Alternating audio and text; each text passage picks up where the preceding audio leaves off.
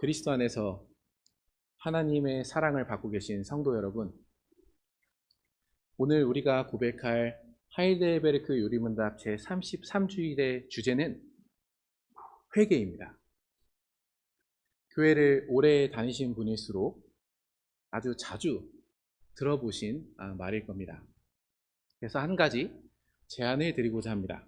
먼저 이 요리문답 책을 덮으시고 제가 몇 가지 질문을 드리는 것에 한번 속으로 답하시거나 아니면 한번 써보시기 바랍니다. 그리고 그 답과 오늘 하이델베르크 요리문답이 고백하는 회개와 얼마나 같고 얼마나 다른지 비교해 보시면서 오늘 말씀을 들으시면 유익이 있을 줄로 생각합니다. 이제 그러면 먼저 첫 번째 질문을 드리겠습니다. 회개는 누가 할 수 있는 것입니까?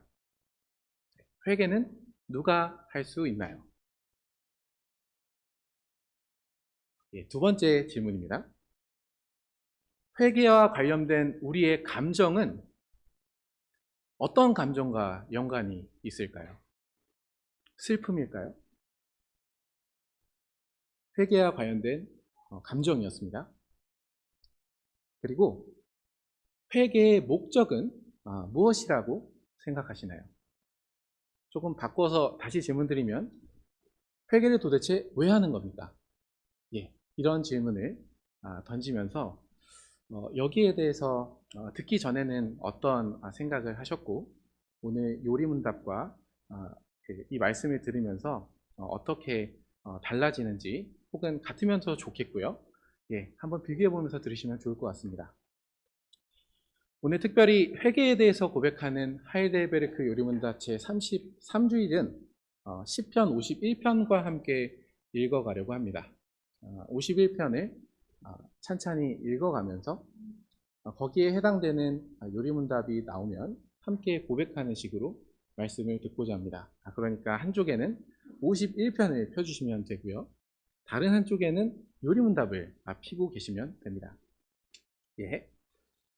그러면 오늘 말씀의 첫 번째 부분부터 살펴보도록 하겠습니다.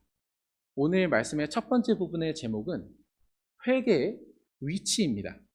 조금 자세하게 말씀드리면 회개는 51편이나 혹은 하이델베르크 요리문답이나 도대체 어디에 이르러서야 회개를 이야기하는가 이런 것을 말씀드리려고 합니다.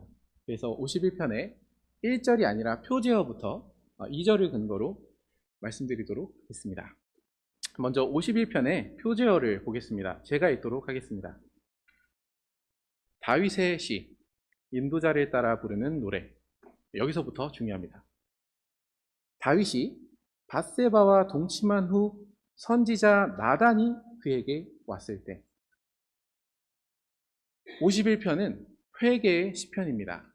다윗이 아주 끔찍한 죄를 지었고 주님께서 말씀으로 찾아와 주셨을 때 그 말씀 앞에서 회개하며 드린 시편입니다. 회개의 기도입니다. 사건의 전말은 이렇습니다. 이스라엘 나라가 아주 평안해졌습니다. 국내적으로 있었던 지파 간의 분열은 종결됐습니다. 이스라엘 나라가 이제 진정으로 하나가 되어서 주님께서 약속하신 영토를 계속해서 확장해 나가고 있었습니다.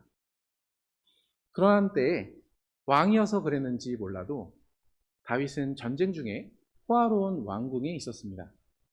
그리고 어느 날 밤 왕궁을 거닐다가 어떤 집 옥상에서 어떤 여자가 목욕을 하는 것을 보았습니다. 그리고 그의 마음에는 음욕이 불탔습니다. 그리고 그 여자를 불러왔습니다. 그리고 동침하였습니다. 그리고 임신하였습니다. 다윗은 밧세바라는 여인과 간음한 죄를 덮기 위해서 그의 남편을 부릅니다. 그의 남편은 군인이었고 아직 하나님의 전장에서 아주 충실하게 그 전쟁을 수행하고 있었습니다. 불러와서 밧세바와 동침하게 하도록 먼저 많은 잔치 음식을 주겠다고 이야기했습니다. 그런데 우리아는 나의 동료들이 아직 하나님의 전쟁을 수행하고 있는데 나 혼자 집에 들어가서 즐거운 시간을 누릴 수 없다. 이렇게 하면서 자신의 믿음대로 다윗의 명을 따르지 않았습니다. 그래서 다윗은 직접 불렀습니다. 왕궁의 음식을 대접하고 술을 권했습니다. 그래도 우리아는 자신의 집에 들어가지 않았습니다. 자신의 간음죄를 덮으려는 계략이 실패하자 다윗은 한 번 더 선을 넘습니다. 당시 군대의 총사령관이었던 요압에게 명해서 우리아 그리고 우리아의 예하 병력을 성벽으로 보내라고 지시한 겁니다. 성벽은 가장 전쟁이 치열한 곳입니다. 가면 죽는 곳입니다. 전쟁을 하다가 죽은 것처럼 꾸미게 하기 위해서 우리아와 그 예하 병력을 성벽 아래로 보낸 것입니다. 그리고 우리아는 전사했고 그뿐만 아니라 그와 함께 간 예하 병력도 모두 전사했습니다. 이처럼 죄인은 원래 자신의 죄를 들춰내고 싶어 하지 않습니다. 죄 자체가 굉장히 끔찍한 거지만 어떤 죄가 드러나기를 무서워해서 더 큰 죄를 짓는 것이 죄인입니다. 이 말은 죄인은 누군가 알려주지 않는다면 더 큰 죄를 계속해서 짓다가 멸망하게 될 운명에 처했다는 것입니다. 그런데 우리의 사랑하시는 하나님께서는 주님께서 선택하신 그 다윗 왕이, 그 사랑하시는 백성이 죄 가운데 죽는 것을 원치 않으셨습니다. 그래서 자신의 죄를 숨기며 이제 내 죄는 드러나지 않겠다 하고 생각하고 있었을 다윗을 찾아가십니다. 말씀으로 찾아가십니다. 나단 선지자를 통해서 말씀하셨던 것은 곧 하나님의 말씀이니까요. 그리고 아주 효과적인 방식으로 다윗의 죄를 들춰내시고 다윗으로 하여금 그 죄를 시인하게 하십니다. 일단 여기서 우리는 하나님의 사랑을 봅니다. 우리는 하나님께서 먼저 찾아와 주셔서 이것이 죄다 라고 말씀해 주시지 않는다면 뭐가 죄인지도 모르고 계속해서 그 죄를 덮어가며 살아갈 사람들입니다. 그렇게 그 죄를 해결하기는커녕 죄를 쌓다가 결국에는 멸망할 것입니다. 이러한 죄인이 멸망하지 않도록 주님께서는 먼저 찾아와 주셔서 이것이 죄다 라고 말씀해 주시는 것입니다. 그렇기 때문에 우리가 하나님의 말씀 앞에서 내가 숨기고 싶었던 죄가 드러날 때 우리는 그것을 감사해야 합니다. 주님께서 말씀해 주시지 않았더라면 그 죄는 죽을 때까지 알지도 못하고 알았다고 할지라도 결코 자신의 손으로 드러내지 않을 것이기 때문입니다. 이처럼 51편은 죄인을 찾아와 주시는 그 주님의 사랑 안에서 쓰여진 시편입니다. 이제 1절과 2절을 읽도록 하겠습니다. 제가 1절을 읽고 2절을 여러분께서 읽으시면 감사하겠습니다. 제가 1절을 읽겠습니다. 하나님이여, 주의 인자를 따라 내게 은혜를 베푸시며 주의 많은 긍휼을 따라 내 죄악을 지워주소서.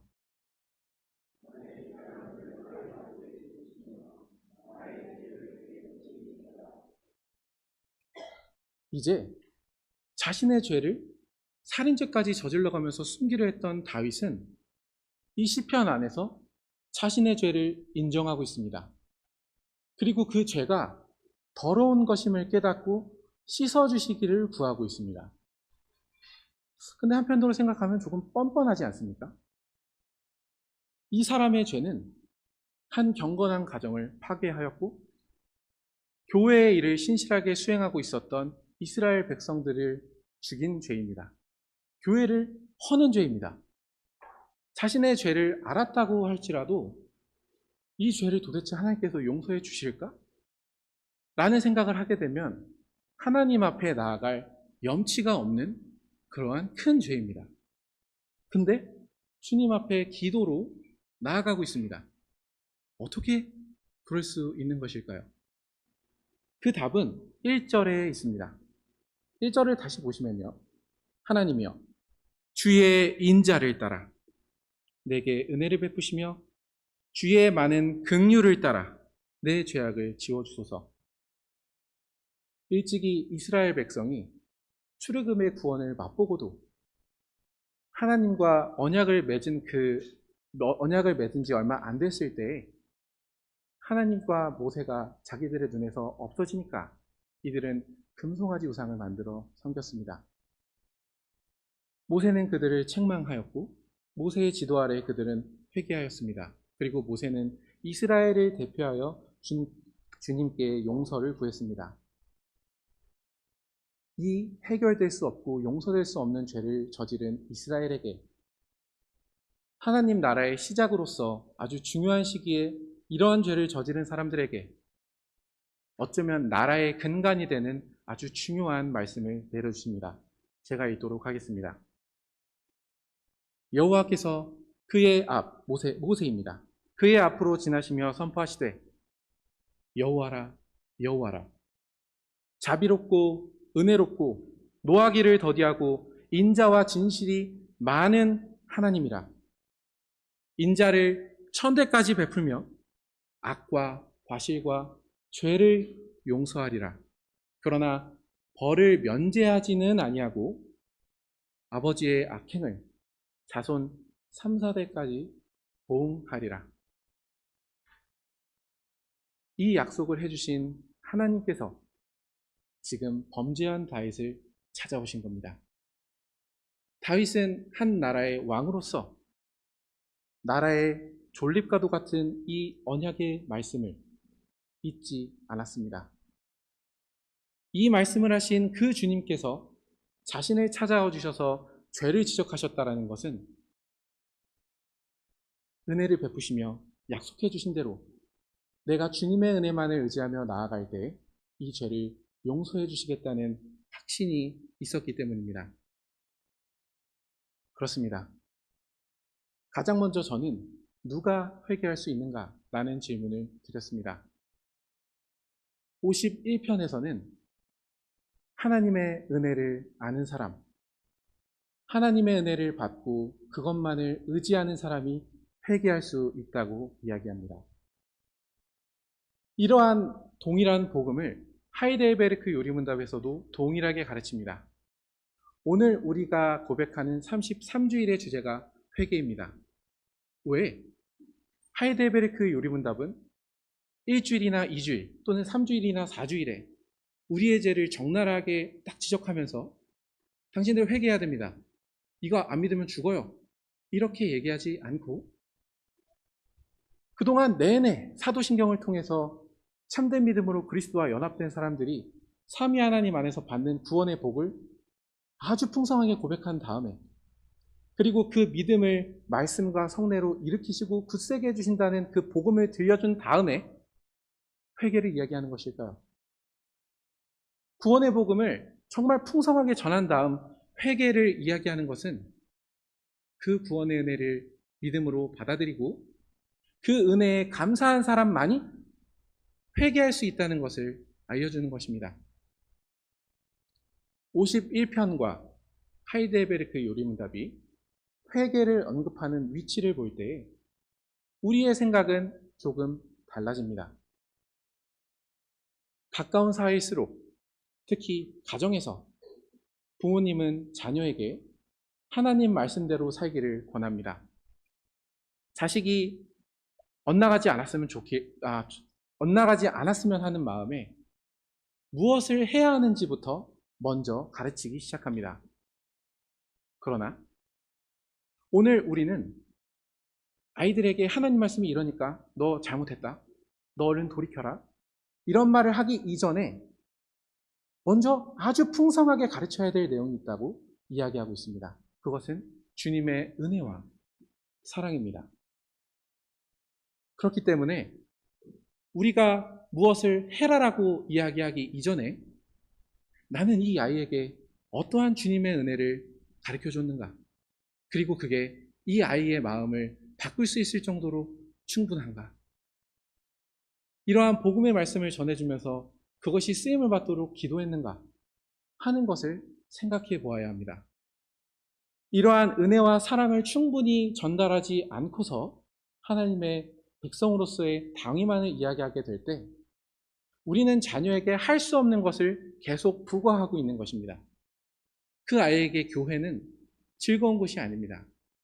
할 수 없는 것만 계속해서 이야기하며 혼내는 곳이 됩니다. 하지만 51편과 하이델베르크 요리문답의 가르침에 따라서 우리는 회개는 오직 하나님의 은혜를 풍성하게 안 사람만이 그것에 감사하면서 할 수 있는 것임을 다시금 생각하게 됩니다. 이 사실을 알았으니까 이제 우리도 회개를 고백할 위치에 온 것 같습니다. 88문을 함께 고백하도록 하겠습니다. 제가 문을 읽고 여러분께서 답을 해주시면 좋겠습니다. 88문. 사람의 진정한 회개는 무엇입니까? 답.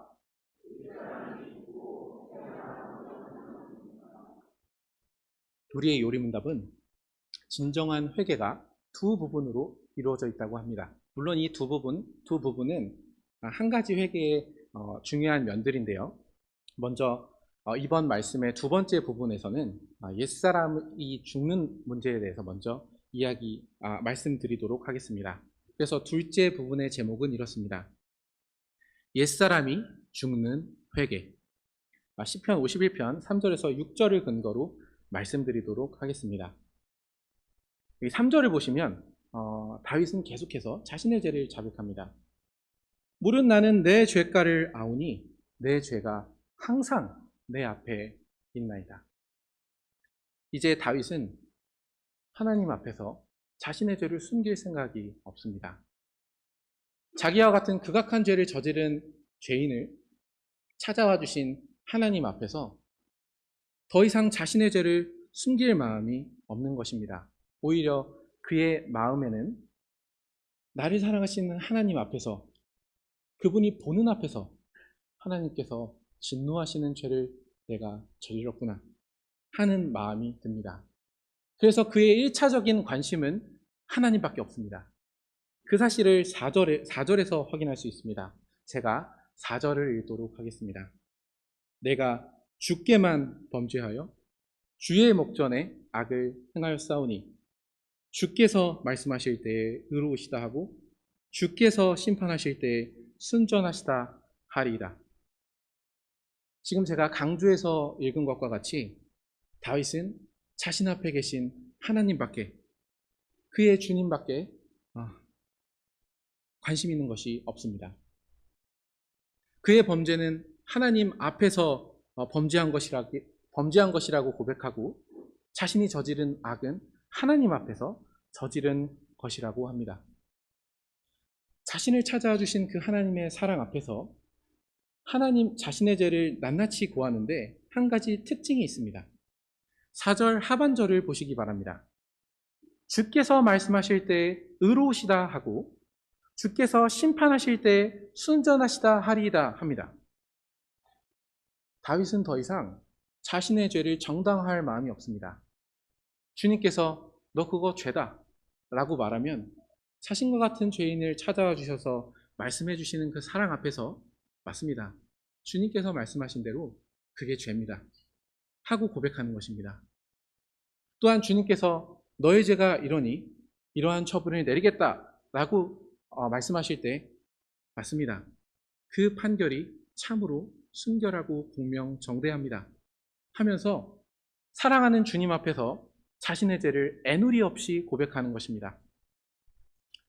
이렇게 죄인을 찾아와 주시는 주님의 사랑하시는 주님 앞에서 오직 주님만을 바라보며 군소리 없이 회개하는 이러한 모습은 89문에서도 잘 요약하여 가르쳐주고 있습니다. 제가 89문을 읽고 여러분께서 답을 해주시면 좋을 것 같습니다. 89문. 옛사람이 죽는다는 것은 무엇입니까? 답.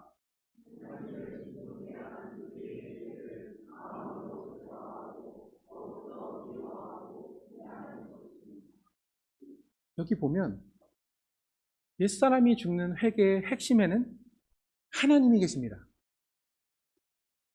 죄를 마음으로 슬퍼하고 더욱더 미워하고 피하는 이유는 하나입니다. 나를 사랑하시는 그 주님 앞에서 저지른 그 죄가 하나님을 진노케 한다는 점입니다. 여기서 우리는 한 가지 주의할 점이 있습니다. 사실 죄인은 내 죄가 하나님을 진노케 하든 안 하든 상관이 없습니다. 근데 지금 우리의 요리문답에서는 하나님을 진노케 한 것이 내가 죄를 마음으로 슬퍼해야 될 이유가 된다고 이야기하고 있습니다. 회개는 하나님의 사랑을 받은 사람이 하나님을 사랑하기 때문에 하는 일입니다. 그렇기 때문에 나를 사랑하시는 하나님께서 내 죄 때문에 진노하신다면 그것으로 내 마음은 찢어지는 것입니다. 한 가지 더 주목할 점은 이러한 회개는 한번 찐하게 하고 끝나는 게 아니라는 것입니다. 회개는 계속해서 이루어집니다. 하나님을 향해서 옛사람이 죽는 것이기 때문에 하나님 앞에서 그 죄를 계속해서 생각하고 그 죄의 심각성을 깨닫습니다. 그래서 우리의 요리문답에서는 더욱더 라는 말을 덧붙입니다. 계속해서 주님의 사랑을 알아가는 가운데서 그 죄의 정체를 알게 되니까 더욱더 그 죄를 미워하게 되고 이제 거들떠보지도 않게 되는 것입니다. 이러한 사실은 시편 51편 5절에서도 잘 고백합니다. 5절을 보시면 내가 죄악 중에서 출생하였으며 어머니가 죄 중에서 나를 잉태하였나이다 이렇게 고백합니다. 보통 잉태를 하고 출생을 하지 않습니까? 근데 지금 다윗은 살아있는 사람의 시점에서 거꾸로 들어갑니다. 마치 자신의 죄의 본질을 찾아 들어가는 것과 같이 계속해서 찾아 들어가는 것과 같습니다. 이렇게 죄의식이 계속 깊어지는 이유는 이제 이 사람은 하나님과 함께하고 싶기 때문에 그 하나님을 거스르게 하고 진노케 하는 죄를 하나라도 남겨놓고 싶지 않은 것입니다. 그 죄를 대충 알고 싶지 않은 것입니다. 왜냐하면 그 죄 자체가 나를 사랑하시는 하나님을 진노케 하기 때문입니다. 여기까지 생각하면 회개가 참으로 죄를 회개하는 것과 굉장히 많은 관련이 있는 것 같습니다. 그리고 정직하게 해야 되는 것이고 애누리 없이 해야 되는 것입니다. 그런데 다윗의 안에는 한 가지 확신이 있습니다. 내가 이렇게 주님의 사랑을 확신하며 회개할 때 주님께서는 나에게 한 가지를 알려주신다고 합니다. 그 말씀이 51편 6절에 있습니다. 여러분께서 한번 읽어주시면 좋겠습니다. 시작.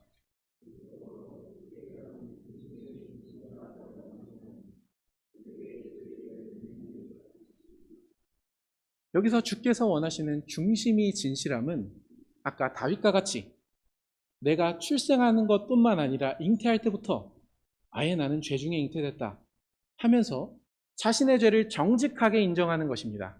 마음 깊은 곳에서 그게 진짜 죄입니다 하고 고백하는 게 중심이 진실한 것입니다. 그런데 주님께서 이런 것을 원하실 때 이렇게 정직하게 주님께 나아가면 다윗은 한 가지를 기대합니다. 내게 지혜를 은밀히 가르쳐 주실 것이라 합니다.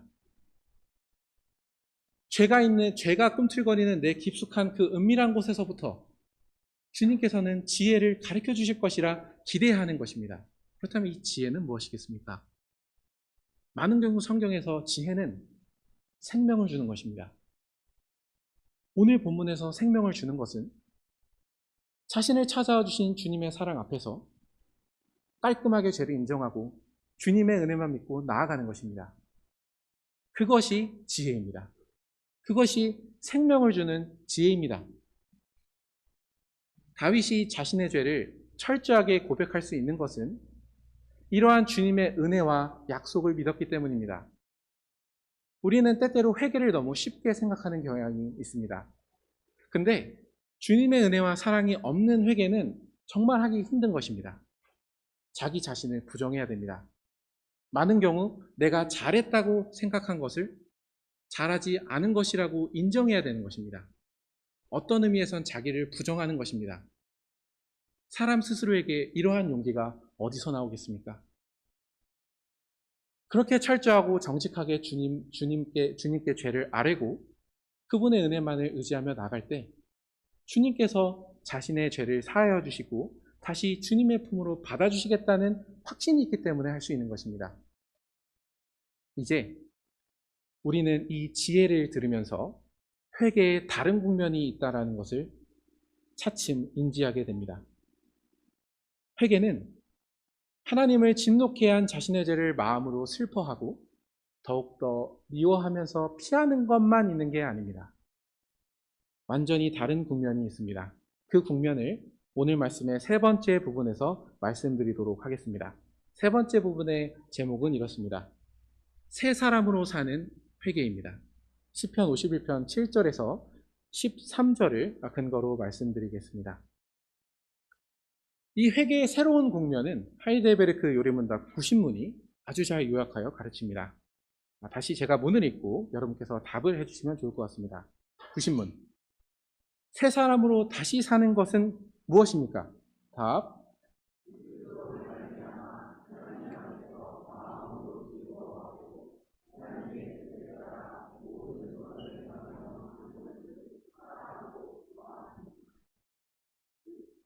새 사람으로 다시 사는 회개에는 즐거움이 있습니다.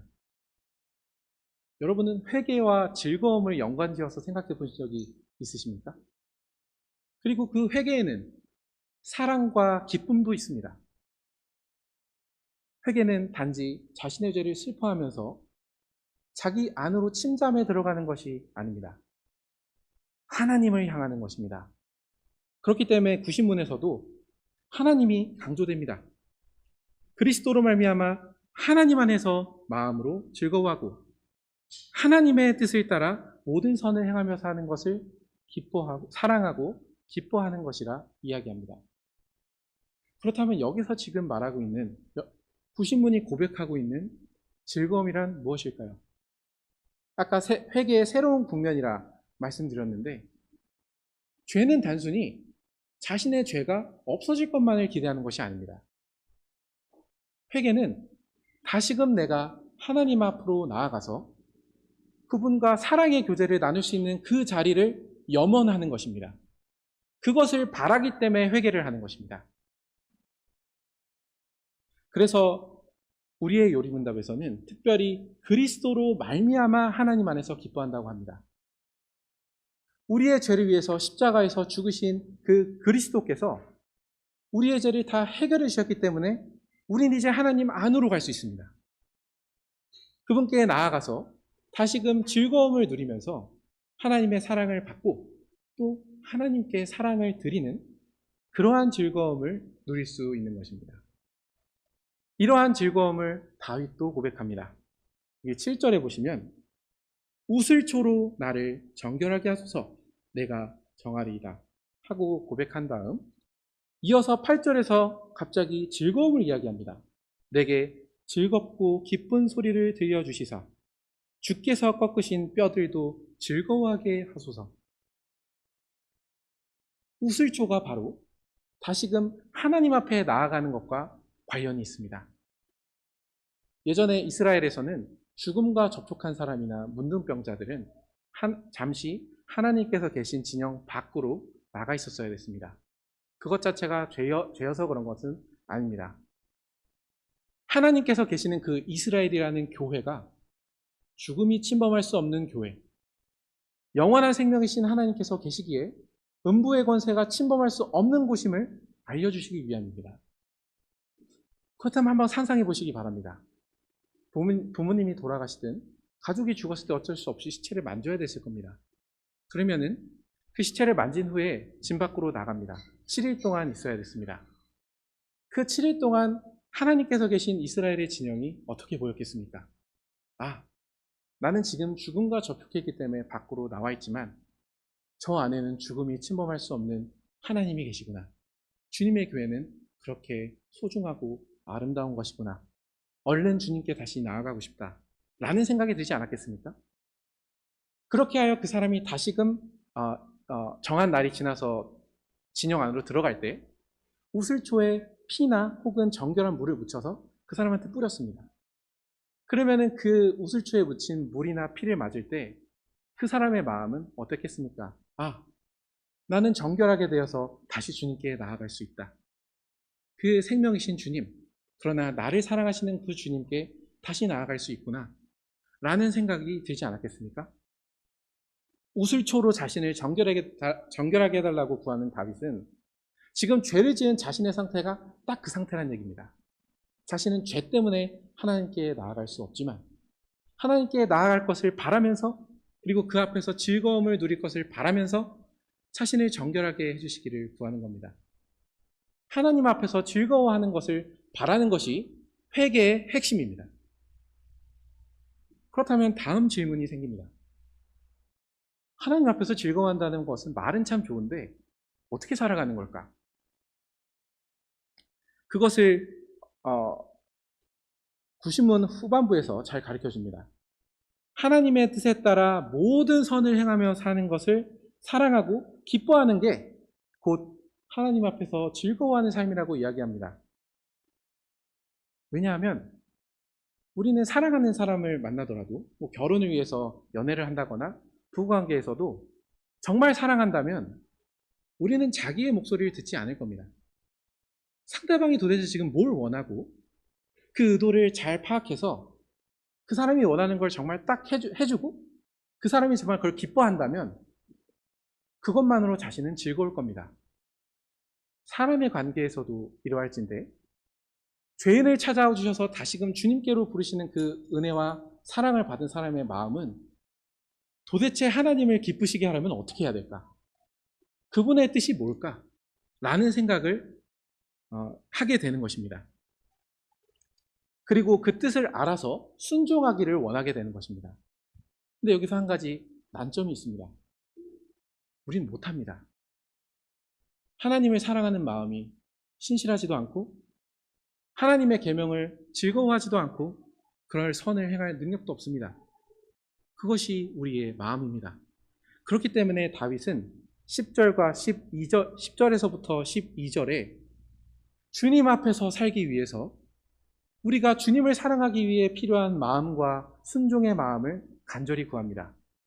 그 핵심에는 성신님께서 계십니다. 그 사실이 11절에 잘 나와 있습니다. 제가 읽겠습니다. 나를 주 앞에서 쫓아내지 마시며 주의 성신을 내게서 거두지 마소서. 다윗 역시 회개하는 가운데 이제 주님 앞에서 쫓겨나기가 싫습니다. 항상 주님과 거하고자 하기 때문에 이 사람은 죄를 슬퍼하고 있는 건데 그러기 위해선 하나님을 기쁘시게 하고 싶습니다. 그 율법을 주야로 묵상하고 순종하고 싶습니다. 그렇게 해주시는 분이 바로 주의 성신이십니다. 왜냐하면 10절에 보시면 그 성신님께서 우리 안에 주님께 나아갈 수 있는 정결한 마음을 창조해 주십니다. 우리 안에는 주님을 섬길 마음이 없지만 성신님께서 없던 것을 만들어 주시는 것입니다. 그리고 정직한 영, 직역하면 굳건한 영입니다. 흔들리지 않고 주님을 사랑할 수 있는 그 영도 성신님께서 내 안에 새롭게 해주십니다. 그리고 12절에 보면 구원의 즐거움을 내게 회복시켜 주시는 가운데 자원하는 심령을 성신님께서는 또한 주십니다. 주님을 위하여 기꺼이 그리고 즐거이 그를 위해 살게 하신다는 게 하이델베르크 요리문답 1문의 마지막 고백 아닙니까? 주님 앞에서 계속해서 주님께서 기뻐하시고 원하시는 일을 하고 살고자 다윗은 성신님을 제발 제게서 거두지 말아 주십시오 하고 기도하는 것입니다. 이렇듯 주님의 사랑 앞에서 자신의 죄를 정직하게 회개하고 하나님과 다시금 함께 살며 그분 앞에서 즐거움을 느끼고자 하는 사람은 성신 하나님의 은혜를 간절히 구하며 그분께서 기뻐하시는 뜻이라면 뭐든지 행하며 살고자 합니다. 그렇다면 다음 질문이 생깁니다. 그게 뭘까요? 하나님께서 기뻐하시는 것, 그것을 선이라고 표현하는데 선행이 뭔 겁니까? 오늘 말씀의 마지막 부분으로 이제 나아갈 텐데요. 마지막 부분은 회개의 목적을 말씀드리려고 합니다. 마지막 부분의 제목은 예배로 나아가는 회개입니다. 시편 51편 13절부터 19절을 말씀드리도록 하겠습니다. 회개한 사람이 주님을 사랑하기에 주님께서 원하시는 일을 다 하고자 하는 마음이 생긴다 하였는데, 그 선행에 대해서 91문이 잘 요약하여 가르쳐 줍니다. 제가 91문을 읽고 답하시면 되겠습니다. 91문. 그런데 선행이란 무엇입니까? 답.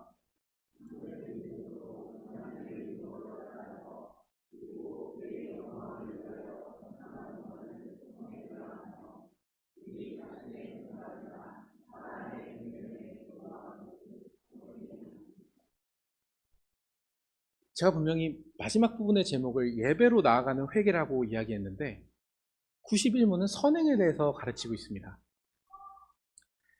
이 긴장은 선행이 무엇인지를 고백하는 91문의 답에 있습니다. 참된 믿음이란 건 다윗과 같이 하나님께서 계시해 주신 그대로 하나님을 믿고 의지하면서 하나님께 나아가는 것입니다.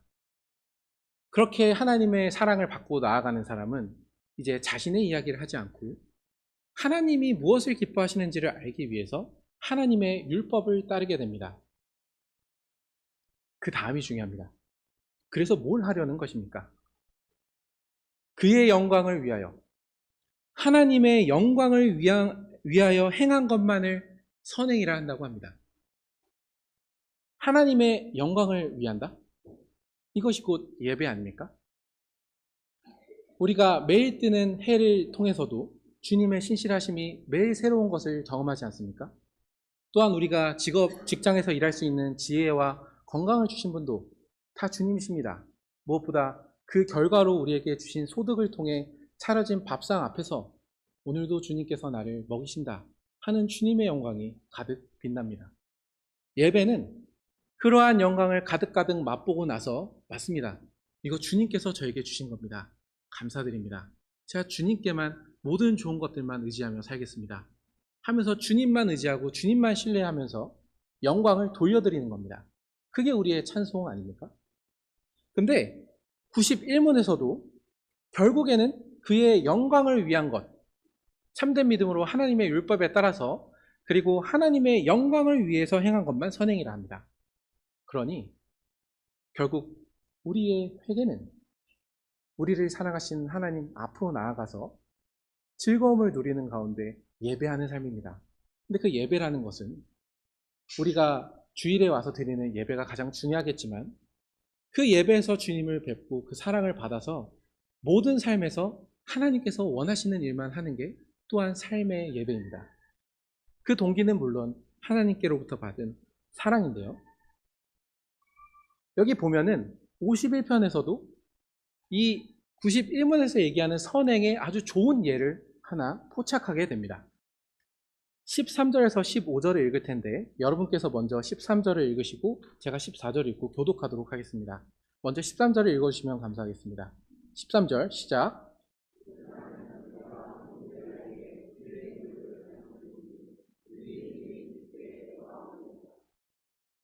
하나님이여, 나의 구원의 하나님이여, 피 흘린 죄에서 나를 건지소서.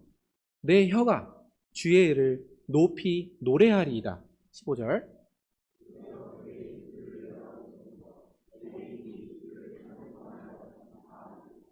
먼저 14절과 15절을 보시면 높이 노래한다. 그리고 15절을 보면 주를 찬송하며 전파한다. 이것이 곧 주님의 영광을 드러내는 삶입니다. 지금 다윗은 주님께서 자신을 찾아와 주셔서 죄도 깨닫게 해주시고 다시금 하나님 앞으로 나아가는 즐거움을 기대하면서 종국적으로 원하는 것은 내가 하나님의 영광만을 위한 삶을 살겠습니다. 이렇게 이야기하고 있는 것입니다. 한 가지 더 해서 13절을 보시면 주의 도를 가르치면서 그렇게 주님의 영광을 돌리겠다고 합니다. 하나님의 율법을 따라서 지금 하나님께 영광을 돌리겠다고 하고 있는 건데요.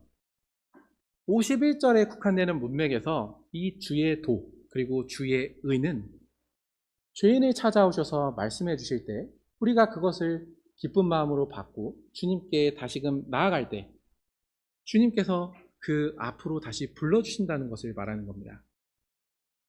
주의 도는 곧 주님의 은혜만을 의지하며 회개하며 주님께로 나아가는 것입니다. 그런데 구체적으로 지금 다윗이 하나님께 영광을 돌리려는 방식은 그가 지은 죄와 관련이 있습니다. 하나님께서 언제 영광을 받으시는 겁니까? 복음을 전하면 그냥 영광을 받으시는 겁니까? 1차적으로는 그렇겠지만 지금 51편에서 말하고자 하는 것은 조금 다릅니다. 누구한테 주의 도를 전달하냐면 13절을 보시면 범죄자에게 주의 도를 가르치면 죄인들이 주께 돌아온다고 합니다. 하나님께서 이름을 두신 그 교회 안에서 회개하지 않고 멸망하는 것처럼 하나님을 욕보이는 일이 또 있겠습니까? 근데 다윗이 그랬습니다. 그뿐만 아니라 자기 자신에서 끝나지 않고 교회를 헐었습니다. 경건한 가정을 파괴했고 나아가 충성스러운 부하들을 자신의 권력으로 죽였습니다. 그러나 이제 자신의 명예를 위해서 교회를 허는 것도 마다하지 않았던 다윗은 주님께서 베풀어 주신 회개의 은혜 가운데서 정반대의 삶을 살게 됩니다. 교회를 허는 그러한 죄인들에게 복음을 전합니다. 그게 죄다. 그러나 당신이 그 죄를 인정하고 주님께 정직하게 나올 때 주님께서는 그 회개를 받아주실 것이다.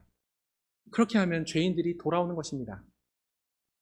하나님의 이름을 든 그 교회에서 죄인들이 하나님의 복음을 듣고 돌아오는 것처럼 하나님께서 영광스럽게 되시는 일은 없습니다.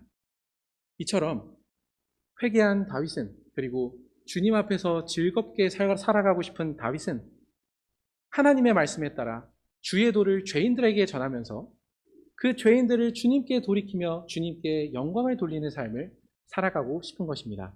이렇듯 우리가 하나님 앞에서 즐거워하며 드려야 될 선행은 하나님께 예배하는 삶이 돼 곧 참된 믿음으로 하나님의 율법을 따라서 행하는 것임을 이 다윗에 의해서 확인할 수 있습니다. 한 가지 부가적으로 볼 사실도 있습니다. 14절에서 피 흘린 죄가 나옵니다. 직역하면 나를 피에서 건져주소서, 이렇게 이야기하고 있습니다. 다윗은 말씀드렸던 것과 같이 자신의 명예와 자신의 평판, 그리고 자신이 수치를 당하지 않기 위해서 다른 사람을 해하는 잔인함도 불사한 사람입니다. 이것이 죄의 비참함입니다. 피의 잔인함입니다. 그러나 이제 더 이상 그는 이러한 상태에 있고 싶지 않습니다. 그런데 이러한 죄에서 건져주시기를 구하는 사람은 하나님께 영광을 돌리는 삶을 살아가면서 이러한 기도를 하는 것입니다. 회개를 했다고 하면서 그 죄에서 벗어나기를 원치 않고 다만 벌만 좀 없애주기를 바라는 그러한 회개를 하고 계시다면 그것은 거짓말입니다. 그것은 회개가 아닙니다. 하나님을 진노케 한 그 죄를 마음으로 슬퍼하는 사람은 어떻게 해서든지 그 죄에서 벗어나고 싶어 합니다. 그 구체적인 방식은 순종하는 삶입니다. 하나님께서만 영광 받으시기를 바라면서 하나님께 순종하면서 자신의 죄에서 벗어나고 싶어 하는 것입니다. 그러니 회개는 마음에서만 일어나는 게 아닙니다. 오히려 주님의 말씀에 순종할 때 그 순종이 우리의 마음을 다시 형성합니다. 이러한 것들을 살피면서 오늘 마지막 부분으로 넘어가도록 하겠습니다. 91문의 두 번째 문장을 보면은 우리 자신의 생각이나 사람의 계명에 근거한 것은 선행이 아닙니다 라고 이야기합니다. 당연한 이야기입니다. 말씀드렸던 것과 같이 회개하는 사람은 하나님을 사랑하는 사람입니다. 그렇기 때문에 자기가 원하는 대로 하나님을 섬기려 하지 않습니다. 귀 기울여 듣습니다. 하나님이 뭘 원하실까? 그렇기 때문에 하나님께 예배드리는 그러한 선행을 할 때에도 하나님의 말씀을 귀 기울여 듣지 자신의 생각으로 예배를 조작하지 않습니다. 그러한 예를 16절과 17절에서 이야기하고 있는데요. 16절에 보시면은 주께서는 제사를 기뻐하지 아니하시나니 그렇지 않으면 내가 드렸을 것이라. 지금 다윗은 주님께서 기뻐하시는 것이 뭔지를 알고 있습니다. 제사를 기뻐하지 않으신다는 것은 형식만 드린 예배를 기뻐하지 않으신다는 겁니다. 근데 17절에 보면은 원하시는 걸 알고 있습니다. 하나님께서 구하시는 제사는 상한 심령이라. 이처럼 주님께 영광을 돌리기 위해서 이제 회개의 은혜를 맛보고 있는 사람은 내가 아니라 주님께서 기뻐하시는 게 뭔지를 귀담아 듣고 그분의 뜻을 행하는 사람입니다. 그러니 회개한 사람은 마음뿐만 아니라 귀도 바뀐 사람입니다.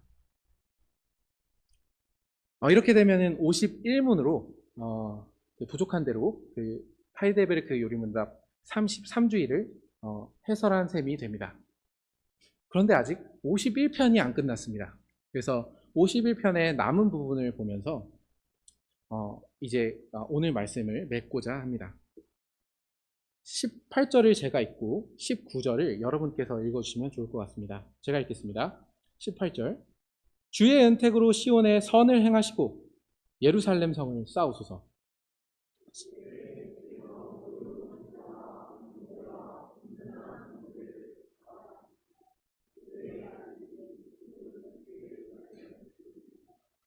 여기 18절을 보시면 주의 은택으로 시온에 선을 행하시고 라고 이야기합니다.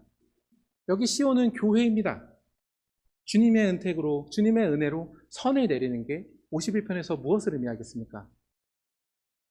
죄인을 찾아와 주셔서 그 죄를 지적해 주시고, 그러나 너가 그 죄를 정직하게 고백하며 나올 때 내가 너를 다시 내 앞으로 불러주겠다. 그리고 내 앞에서 누리는 즐거움을 누리게 하면서 내 뜻을 행하면서 살 수 있게 해주겠다.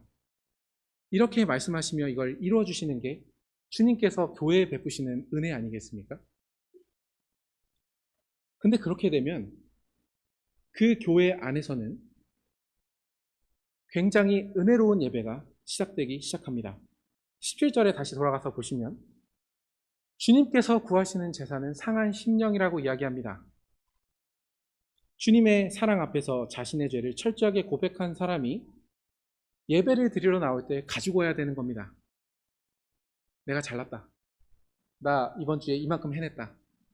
이러한 마음으로 나오기보단 주님의 말씀 앞에서 내가 무엇을 얼마나 온전했는가, 이러한 반성도 감사함과 함께 가지고 와야 되는 것입니다. 곧 옛사람이 죽는 채로 예배에 나와야 하는 것입니다.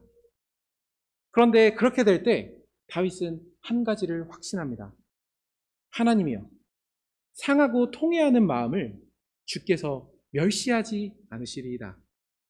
우리가 주님의 말씀 앞에서 죄를 정직하게 직면하고 그 죄를 인정하며 나올 때 주님께서는 그 마음을 멸시하지 않으시는 것입니다. 오히려 그 마음의 은밀한 곳에 구원의 지혜를 들려주시며 다시금 구원의 즐거움을 느끼게 해주시는 것입니다. 이런 의미에서 주님의 은혜를 받고 있는 교회는 그 예배 자리에서 아주 신기한 일이 일어납니다. 옛사람이 죽는 은혜가 있는 반면에 동시에 새 사람으로 살아나는 일이 그 예배 가운데 일어나는 것입니다. 다윗은 지금 바로 이러한 예배가 주님께서 원하시는 예배다 라고 이야기하고 있는 것입니다. 근데 이렇게 주님께서 시온에 선을 행하실 때 갑자기 예루살렘 성을 쌓으소서 이렇게 18절에서 이야기합니다. 성을 쌓으면 그 교회는 굳건해집니다. 주님의 은혜를 알고서 자신의 죄를 진정으로 회개하고 하나님을 즐거워하는 삶을 살게 될 때 다윗과 같이 이제는 그 죄를 벗으면서 다른 사람을 주님께로 돌아오는 일에 자신을 드리게 됩니다. 그렇게 교회를 좀먹던 죄인들이 계속해서 교회로 주님께로 돌아오면서 교회는 굳건해지는 것입니다.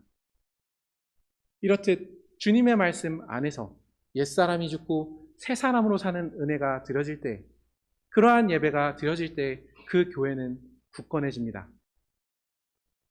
바로 그럴 때에 19절에 보시면은 그때에 교회가 이러한 은혜를 실증하면서 주님께 예배드릴 때 주님께서는 의로운 제사와 번제와 온전한 제물, 곧 형식을 갖춰서 드리는 우리의 예배를 받아주신다는 얘기입니다. 그리고 또한 그때에 그들이 수소를 주의 제단에 드린다고 합니다. 때로 우리는 형식만 지키는 예배를 드리기가 쉽습니다. 주일이어서 나올 때가 있지요. 그러나 주님께서 원하시는 제사는 상한 심령이 와서 주님께서 주시는 즐거움으로 돌아가는 예배입니다.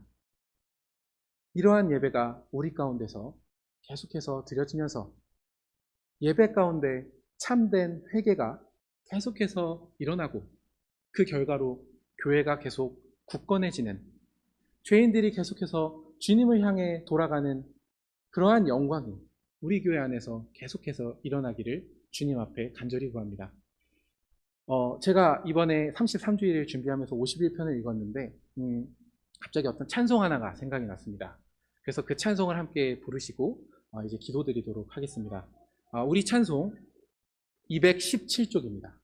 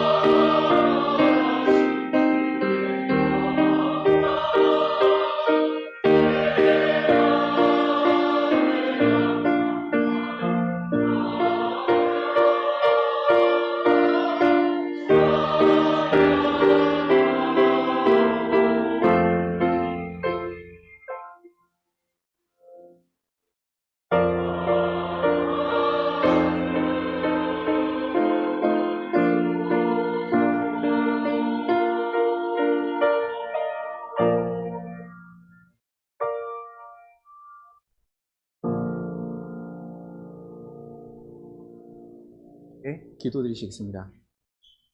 하늘에 계신 아버지, 그리스도 안에서 주님께서 저희에게 베풀어 주신 사랑을 가슴에 사무치게 기억합니다. 주님께서는 저희 같은 죄인들을 구원하시려 자신의 목숨을 바치셨을 뿐 아니라 그 죄사함을 받고서도 여전히 죄와 싸우고 있는 저희를 위해서 몸소 찾아와 주셔서 그 말씀으로 돌이키게 해주십니다.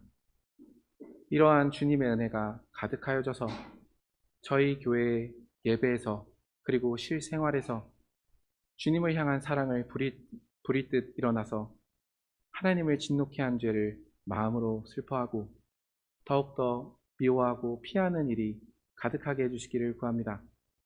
그러나 주님께서 이러한 자에게 베풀어 주신 구원의 지혜가 또한 가득 전파되어서 그리스도 안에서 하나님 안에서 즐거워하고 마음으로 즐거워하고 하나님의 뜻에 따라 모든 선을 행하며 사는 것을 사랑하고 기뻐하는 일이 가득하게 해주시기를 구합니다. 이러한 일을 위하여서는 오직 참된 믿음으로 하나님의 율법에 따라서 그리고 하나님의 영광만을 위하여 저희의 삶이 이루어져야 하겠사오니 주님의 성신께서 저희를 강하게 붙들어 주시사 주님의 은혜 가운데 하나님을 순종하며 살아가는 그러한 사랑을 맛보게 해주시기를 구합니다. 주님께서는 이러한 자들에게 나의 계명을 지키는 자라야 나를 사랑하는 자니 나를 사랑하는 자는 내 아버지께 사랑을 받겠고 나도 또한 그를 사랑하여 그에게 나를 나타내리라 말씀해 주셨으니 저희가 구원의 은혜 가운데서 주님 앞에서 즐거워하며 순종하는 가운데 주님께서 허락해 주신 교제가 더욱 깊어지게 해주시기를 구합니다. 예수 그리스도의 이름으로 기도드렸습니다. 아멘.